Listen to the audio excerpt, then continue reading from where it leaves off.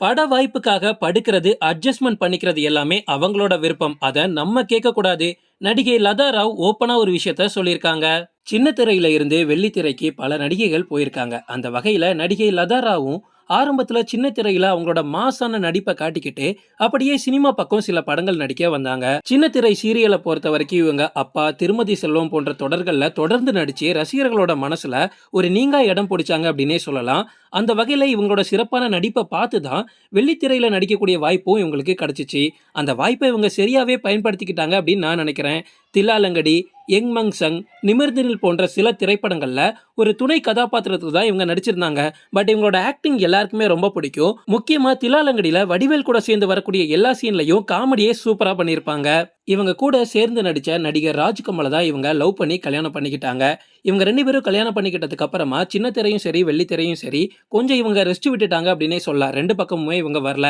இவங்க ரொம்பவே பிஸியா இருந்தாங்க. எப்படி தெரியுமா பிஸியா இருந்தாங்க? இவங்களோட ஃபுல் டைம் வேலையா சோஷியல் மீடியால போஸ்ட் போடுறதா ஆயிடுச்சு. ஹஸ்பண்ட் அண்ட் ஒய்ஃப் சேர்ந்து எப்பவுமே இவங்க போஸ்ட் போட்டுக்கிட்டே இருப்பாங்க. ஸோ நம்ம இவங்களை அவ்வளோ சீக்கிரம் மறந்துலாம் போக முடியாது. இப்போ ரீசெண்டா இவங்க நிறைய இன்டர்வியூஸ் கொடுத்துட்டு இருக்காங்க. அந்த ஒரு இன்டர்வியூல தான் ஒரு பரபரப்பான பேச்சை பேசியிருக்காங்க. பட் ரசிகர்கள் மத்தியில பரவாயில்லையே இவங்க போல்டா பேசுறாங்களே அப்படின்னு ஒரு நல்ல கருத்து வந்திருக்கு.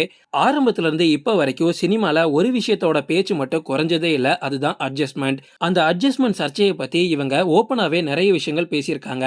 சினிமாவில் நடிக்கக்கூடிய நடிகைகளுக்கு அட்ஜஸ்ட்மெண்ட் அப்படின்ற ஒரு பிரச்சனை இருக்கிறது வளர்ந்து வரக்கூடிய நடிகையா இருந்தாலும் சரி, உச்சகட்ட நடிகையா இருந்தாலும் சரி, எல்லாருக்குமே இருந்துட்டு வர்றது நமக்கு தெரியும். சமீபத்தில் கூட நம்ம ஒரு விஷயம் கேள்விப்பட்டோம். த்ரிஷா 25 லட்சம் வாங்கிக்கிட்டு கூவத்திற்கு போனாங்க அப்படின்னு. அவங்க போனாங்களா போகலையா அப்படின்றது பிரச்சனை கிடையாது. பட் ஹீரோயின்ஸ் அப்படின்னாலே அட்ஜஸ்ட்மெண்ட் குறித்து ஏதாவது ஒரு பிரச்சனையில அவங்க மாட்டிடுறாங்க. அதை பத்தி லதா ராவ் ஓப்பனா போல்டா ஒன்று பேசியிருக்காங்க.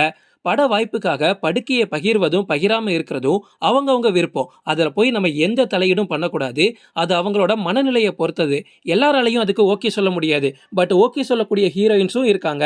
அது அவங்க பட வாய்ப்புக்காக அவங்க பண்றது. அந்த மாதிரி பண்ணி தான் பட வாய்ப்பு வாங்கணும் அப்படின்றது அந்த நடிகையோட விருப்பம். அதில் நம்ம சொல்றதுக்கு எதுவுமே கிடையாது.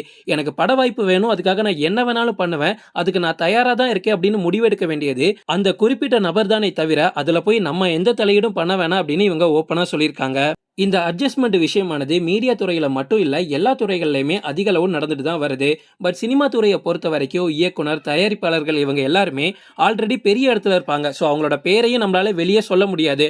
பட் இது இன்னைக்கு வர நடந்துக்கிட்டு தான் இருக்கு அப்படின்றத ஓப்பனாவே சொல்லியிருக்காங்க.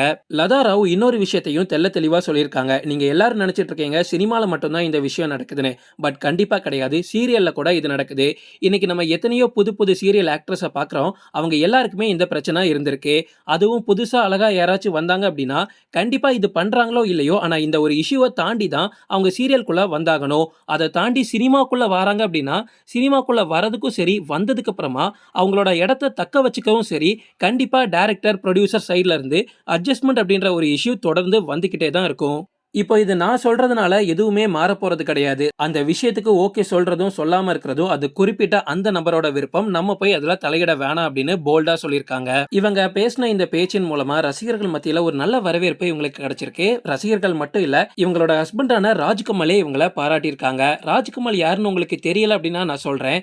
Jaya TV, Raj TV, Sun TV, Colors Tamil, Zee தமிழ்னு நிறைய சேனல்ல இவர் எக்கச்சக்கமான சீரியல்ல நடிச்சிருக்காரு.